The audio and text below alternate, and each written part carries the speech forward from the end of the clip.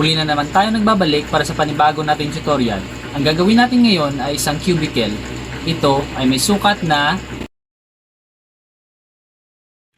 mga boss. Ang hawak ko po ngayon ay 1/3 by 1/3 na rectangular tube at aluminum bracket. Ito po yung materialis na gagamitin natin sa paggawa ng ating cubicle. Paano ba natin pinagdudugtong yung mga aluminum gamit ang angular bracket? Panoorin nyo lamang po ang video ito.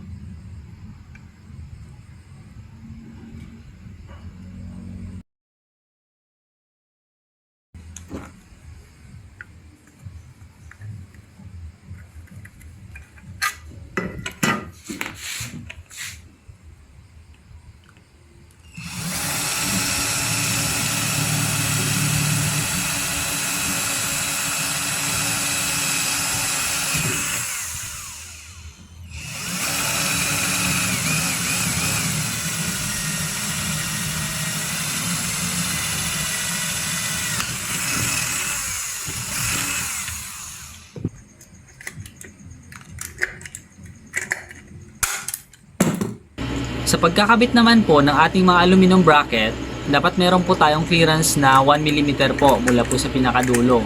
Kasing kapal po yan ng ating mga aluminum.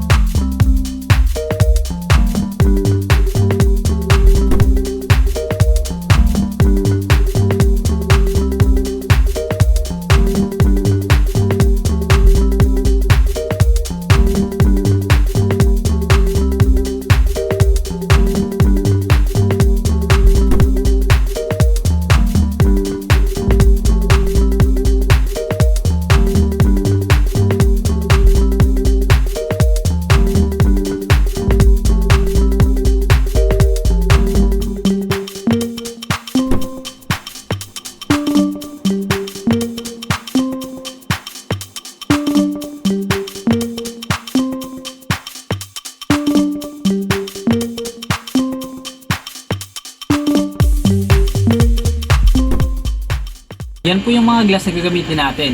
Pipinturahan po natin yan ng kulay itim bago ikabit.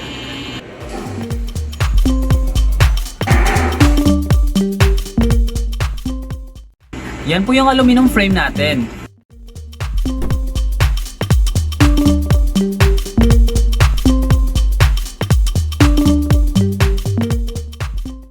Maglalagay na rin tayo ng J-clip na magsisilbing patungan ng glass natin.